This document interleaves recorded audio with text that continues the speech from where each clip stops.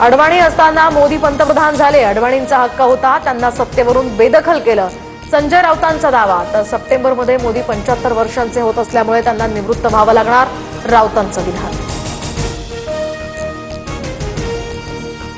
मोदींनी कधी निवृत्त व्हावं हे जनता ठरवते, राऊतांचं मानसिक संतुलन बिघडलं, चंद्रशेखर बावनकुळे यांचं संजय राऊतांना जोरदार प्रत्युत्तर।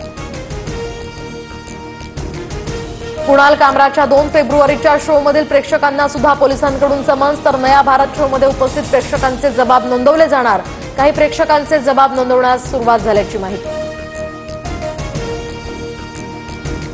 प्रशांत कोरटकरच्या जामीन अर्जावर आज कोल्हापूर कोर्टात सुनावणी, छत्रपती शिवरायांचा अवमान आणि इंद्रजित सावंतांना धमकी प्रकरणी कोरटकर सध्या न्यायालयीन कोठडीत।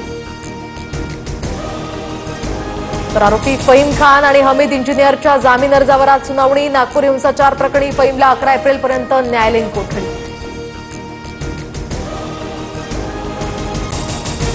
कळंबमधील मनीषा बिडवे हत्या प्रकरणी दोन्ही आरोपींना अटक, उस्मान सय्यद नंतर रामेश्वर उर्फ राण्या भोसलेला सुद्धा अटक, रात्री उशिरा कळंब पोलीस ठाण्यात गुन्हा दाखल। मंत्रिपदातून डावलल्यामुळे भाजपच्या सुधीर मुनगंटीवारांची पुन्हा खदखद बाहेर, दिल्लीचे तख्त महाराष्ट्रानं राखायचे असल्यास चंद्रपूरला वजा करून चालणार नाही, मुनगंटीवारांकडून पुन्हा नाराजी व्यक्त।